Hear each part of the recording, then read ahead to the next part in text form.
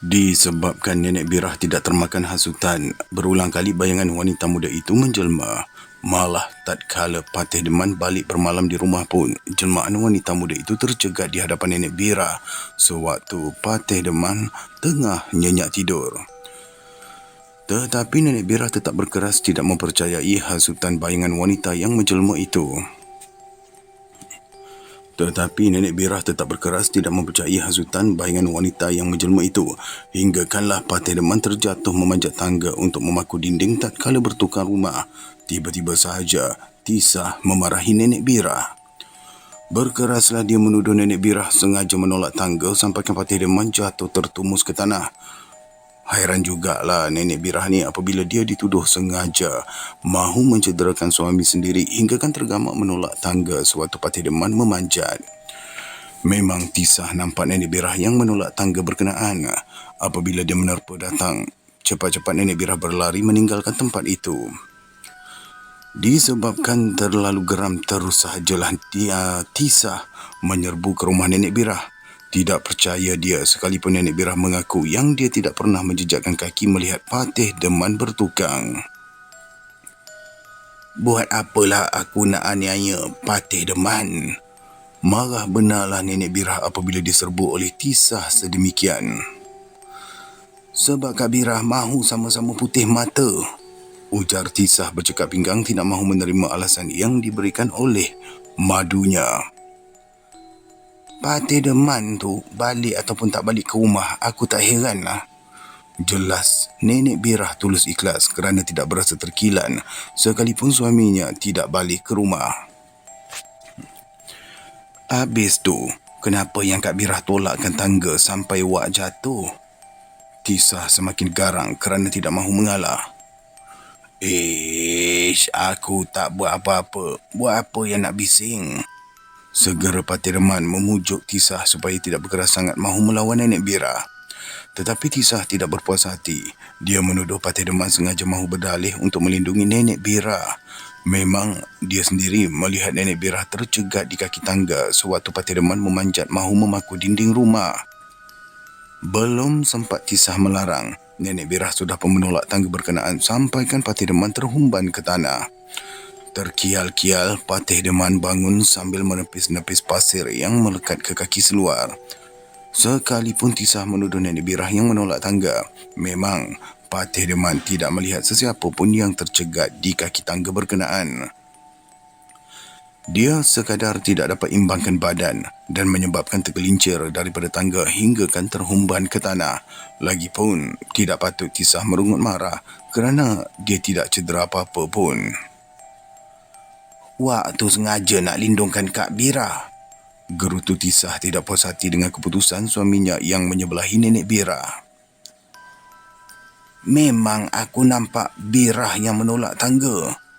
Dia tetap berkeras menjelaskan kejadian sebenarnya. Dan tapi, saya nampak Kak Birah yang buat, ujar Tisah semacam tidak percaya dengan kejadian yang dilihatnya sendiri. Masakan dia berbohong sebaik sahaja nampak Nenek Birah menjeling ke arahnya, lantas menolak tangga yang dipijak oleh Patih Deman. Agaknya kau keliru tu. Perlahan Patih Deman menuturkan setelah menyedari yang dia melanggar pantang larang amalannya. Tahu sangatlah dia permainan mengetuk paku ke dinding itu sekadar mahu memikat perempuan sahaja. Dia tidak dibenarkan nikah dengan perempuannya yang dipikat sedemikian, kecuali isteri tuanya telah meninggal dunia. Selagi Nenek Birah masih hidup, bayangan wanita muda itu akan menjelma untuk mengganggunya. Geli-geleman juga Patih Deman apabila kenangkan wanita muda yang menjelma itu. Memang dia tahu jelmaan Puteri Malam apabila mendampinginya semasa terjegat di tengah gua mengamalkan petua gurunya. Puteri Malam itu hodoh dengan kulitnya yang bersisik laksana ular membelit mangsa. Dia mesti melayani kemahuan Puteri Malam itu kalau memerlukan ilmu pemikat yang digeruni. Asal sahaja dia tidak berkahwin lebih dari satu, sampai bila pun Puteri Malam tidak akan menjelma di sisinya. Tetapi Patih Deman sudah bersedia melawannya disebabkan dia mengamalkan banyak petua untuk mempertahankan diri. Kalau Puteri Malam mahu mencubanya, bila-bila masa Patih Deman akan seru sang gurung yang menjaga 7 lurah yang mendampingi dirinya. Apabila jelmaan sang gurung sudah meresap dalam dirinya, tak ada siapa pun yang boleh halangi dia, hatta Puteri Maim. Kenapa dia letak Maim? Puteri Malam ni. Hatta Puteri Malam sekalipun. Sang gurung berkepala 7 akan tercegat memusnahkan sesiapa sahaja yang cuba menguji ketangkasan Patih Deman. Memang Puteri Malam tidak berani tunjukkan muka setelah sang gurung berkepala 7 itu tercegat melindungi Patih Deman. Setelah menyedari gangguan Puteri Malam itu, terpaksa Patih Deman menyeru sang gurung berkepala 7 itu meresap dalam dirinya, hinggakan dia dapat merasakan dirinya tercungguk di celah-celah tengkuk sang gurung yang melayang ke udara.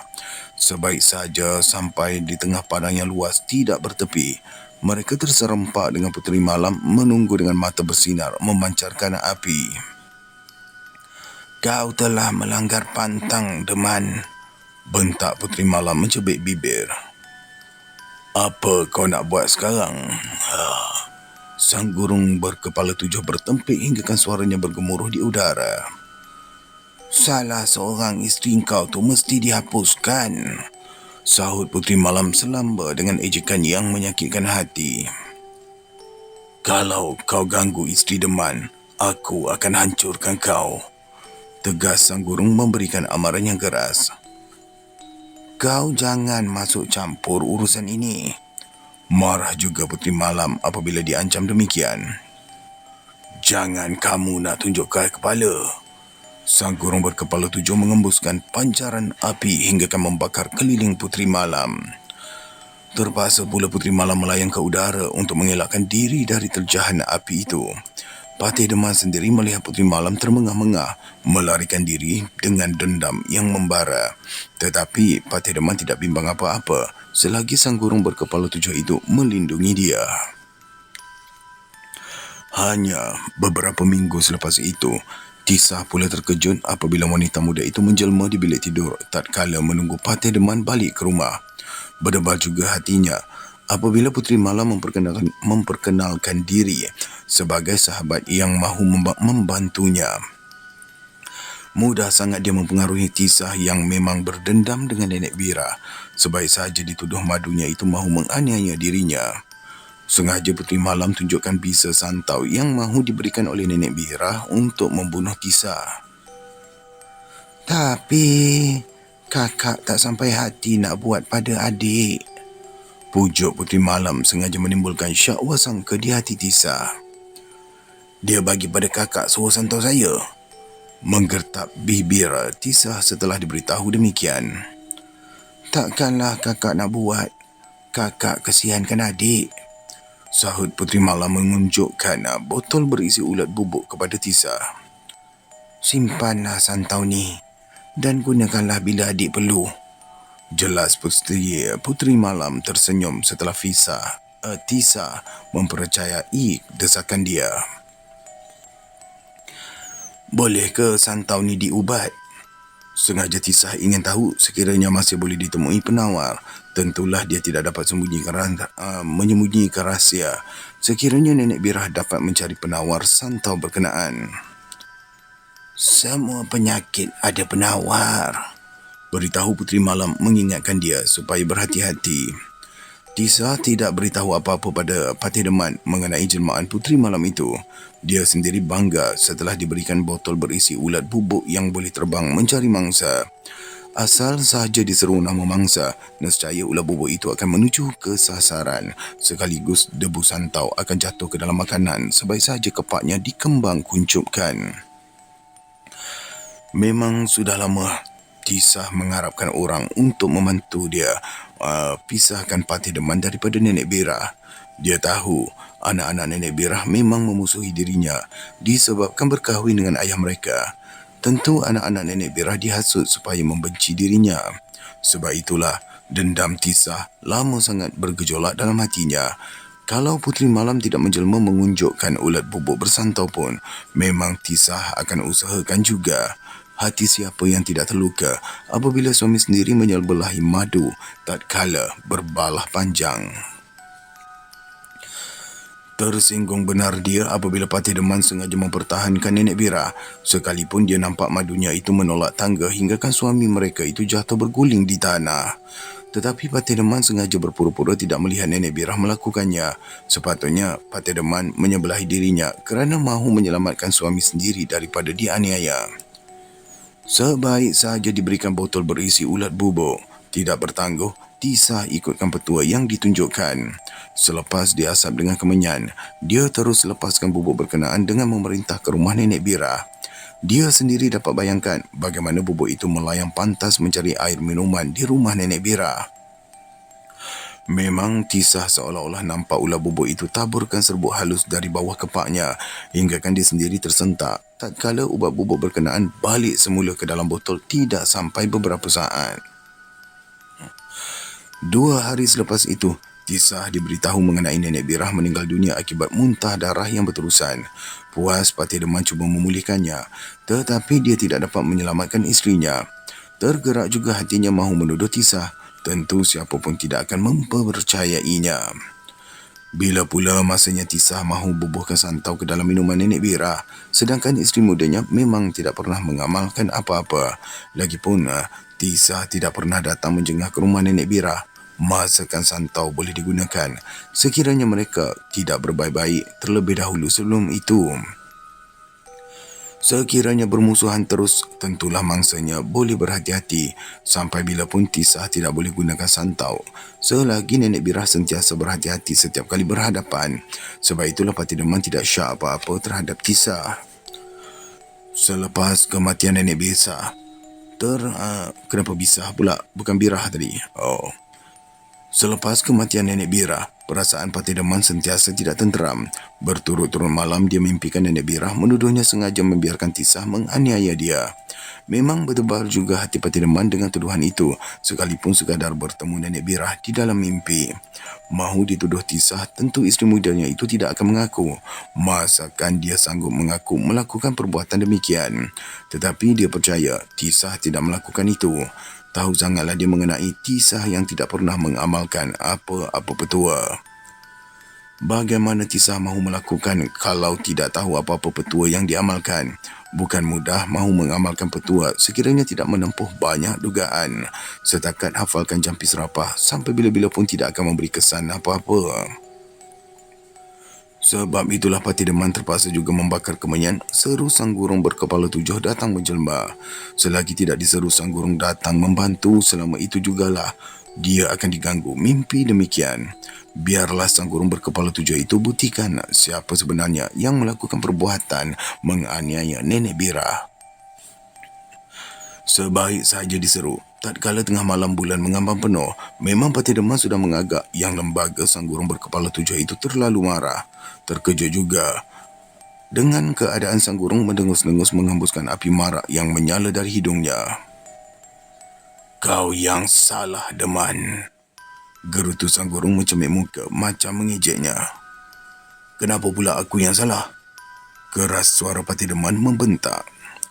"Kau biarkan Puteri Malam menipu Tisah," sahut sang gurung melenggok-lenggokkan 7 kepalanya yang berleher panjang. "Jadi, kenapa yang kau tak bantu aku?" Patih Deman terkilan kerana sahabatnya tidak membantu tatkala dia memerlukan pertolongan. "Macam mana aku nak bantu kalau kau sendiri tak meminta?" lantas sang gurung mengingatkan Patih Deman. Tentulah dia tidak dapat datang membantu sekiranya tidak diseru setiap masa. Patih Deman sendiri memahami pertolongan makhluk seperti sang gurung tentulah tidak sama dengan pertolongan Allah Subhanahu Wa Taala. Sang gurung tidak akan memberi pertolongan kalau tidak diberi ganjaran. Setidak-tidaknya sediakanlah ancak dengan daging kambing mentah di 7 lurah tempat angin yang membolos. Terpaksa pula diseru sampai sang gurung menjelma baru boleh meminta pertolongan sebagai syarat bersahabat. Kalau dia tidak menjelma, masakan Patih Deman boleh menyuruh untuk menghalang Puteri Malam menghasut Tisah. Lainlah kalau Tisah tidak sama seperti Nenek Bira yang berulang kali digoda Puteri Malam. "Baik, sekarang ni aku nak minta tolong." Patih Deman tidak dapat lagi mengawal perasaan. "Puteri Malam mesti dihapuskan." Lantas dia menggenggam tangan menghentakkan ke bumi.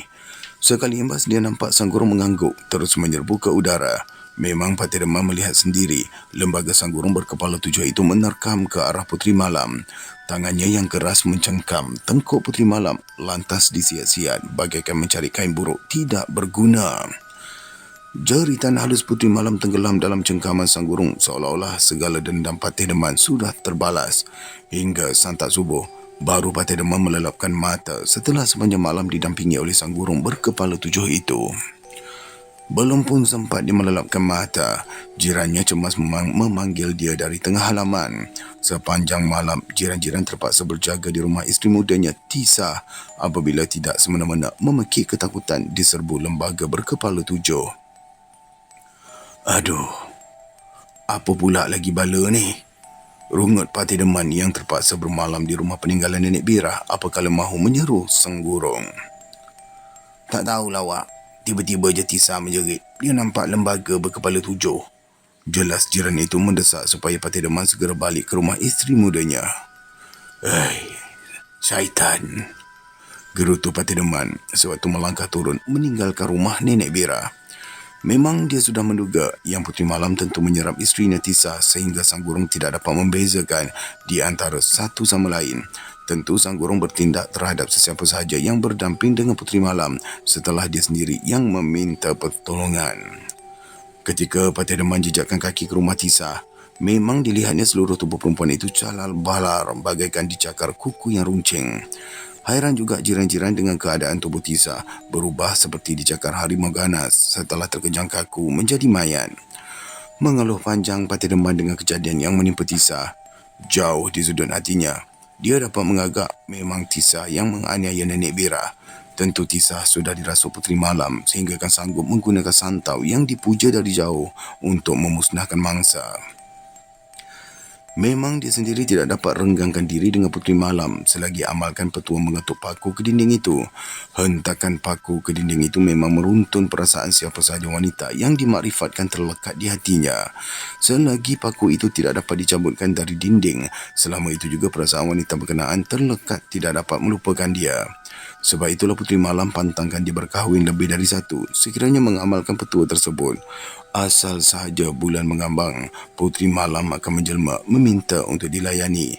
Patih Demam tidak boleh membantah sekiranya mahu meneruskan amalan petua memaku ke dinding itu. Setelah Patih Demam meninggal dunia pun, jiran-jiran kerap kali nampak dia bertukang. Jelas Alang Limah apabila kenangkan cerita emak saudaranya Uda Kesum. Kadang-kala tengah hari waktu matahari tegak di kepala pun, pernah jiran-jiran nampak jelmaan Patih Demam memanjat tangga, memaku dinding. Malah mereka juga dengar dentaman martul diketuk memaku dinding itu. Tetapi dalam masa beberapa minit sahaja, bayangan itu hilang setelah jelmaan di atas tangga itu jatuh terguling ke tanah. Memang tanah yang dibeli Anjang Kimin tu tapak rumah Patih Demam kononnya. Bergetar suara Alang Limah ketakutan tatkala menceritakan semula kejadian berkenaan. Dia sendiri tidaklah tahu sangat kalau tidak diterangkan oleh Uda Kesum. Memang Uda Kesum mengaku sudah beberapa kali ternampak jelmaan orang bertukang di rumah di kawasan belukar tidak jauh dari rumahnya. Sekalipun tidak ada rumah yang tersegam di situ, tetapi dia seolah-olah nampak bayangan rumah papan yang berbalam-balam. Terpaksalah pula dia menggosok-gosok mata mahu memastikannya. Namun dalam sekali mata sahaja, bayangan itu laksana kabus ditiup angin. Siapalah yang mahu percayakan Uda Kesum kalau dia beritahu jiran-jiran. Sebab itulah dia sengaja pendamkan sahaja kejadian yang dialaminya sehinggakan tanah berkenaan dijual kepada Anjang Kimin. Tidak sempat dia mahu ceritakan pada Anjang Kimin mengenai tanah peninggalan Patih Demam itu, Uda Kesum sudah jatuh sakit berterusan. Dia juga tidak sempat mahu memberitahu Anjang Kimin tapak rumah yang dia dirikan rumah limas tersegam itu. Kononnya, disitulah tapak rumah Patih Demam. Tetapi kalau dia beritahu pada Anjang Kimin pun, masakan lelaki itu mahu mempercayainya. Tentu dia sendiri ditertawakan oleh Anjang Kimin kerana percayakan sangat dengan kejadian demikian. Macam mana Ustaz? Tentu Ustaz pun tak percaya kan? Lantas Malim kecil menatap muka saya. Ini bukan perkara percaya atau tidak, sahut Cikgu Sidik setelah diterangkan oleh Alang Limah di hadapan Uti Bedah sendiri. Tetapi iman kita kepada Allah yang Maha mengetahui segala yang nyata dan yang tersembunyi. Sengaja dia meminta sebelum sempat saya menjawab. Apalah sangat dengan kejadian yang diceritakan oleh Alang Limah itu kalau nak dibandingkan dengan mereka yang sengaja menjadikan syaitan sebagai penolong dengan menyeru segala puaka. Masakan puaka itu mampu membantu sekiranya gangguan syaitan yang lain merasuk. Tentulah siapa sahaja yang akan menjadi mangsa syaitan yang sengaja mengelirukan diri masing-masing. Kadang-kadang jelmaan yang tercegat di hadapan mata pun semata-mata mahu memperdayakan. Sebab itulah Cikgu Sidia cepat sahaja meminta secakap malik kecil apabila menanyakan kepada saya sama ada percaya ataupun tidak. Cikgu Sidia sendiri sudah mengagak. Tentu Alang Limah tidak akan membuka mulut sekiranya saya tidak bertanya mengenai tanah pusaka yang dibeli oleh arwah Anjang Kimin itu.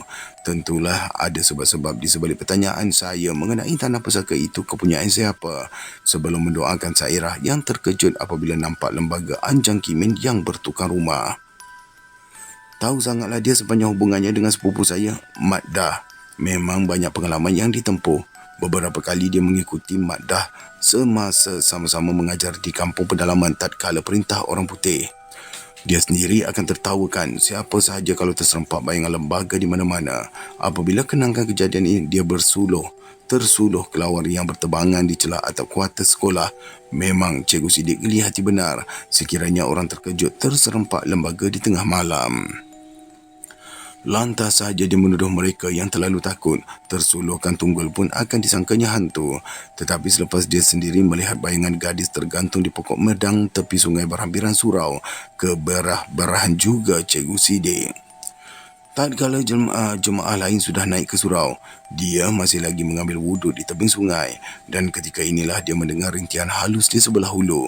Tatkala dia mendongak ke pokok medang tubir tebing, berderau darahnya apabila ternampak perempuan tergantung dengan tercerut leher.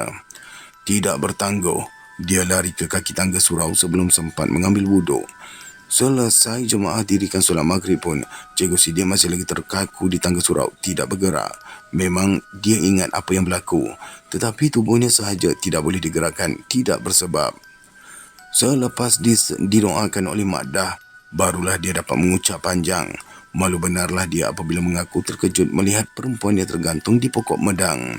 Sebelum itu, memang sudah beberapa kali kawannya ternampak, tetapi bayangan itu akan hilang seperti asap sebaik saja ditegur. Perkara macam ni, jangan kita ikutkan perasaan, ujar Cikgu Sidik perlahan sambil tersenyum mengerling saya. Ustaz ni dia tentu lebih tahu, tapi mestilah tambahkan iman kita. Hanya kepada Allah sahajalah memohon pertolongan, katanya mengusap-ngusap muka lantas beristighfar beberapa kali.